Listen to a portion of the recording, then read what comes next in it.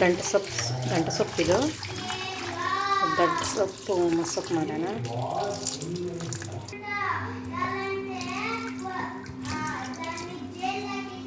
ಹಿಂಗೆ ಟೊಮೊಟೊ, ಈರುಳ್ಳಿ, ಅವರೆಬೇಳೆ ಮತ್ತು ಬೆಳ್ಳುಳ್ಳಿ ಹಾಕಿದ್ದೀನಿ.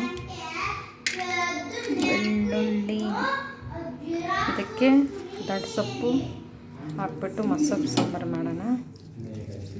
ನೋಡಿ, ಈ ಗ್ಲಾಸಲ್ಲೇ 1.5 ಹಾಕಿದ್ದೀನಿ. ಈಗ 2 ವಿಸಲ್ ಹಾಕ್ಸೋಣ. ನೋಡಿ, ದಂಟು ಸೊಪ್ಪು ಬೆಂದಿದೆ. ಈಗ ಇದನ್ನು ಮಿಕ್ಸಿಗೆ ಸುಮ್ಮನೆ ತರೆ ರುಬ್ಬಿಟ್ಟು ಒಗ್ಗರಣೆ ಕೊಡೋಣ.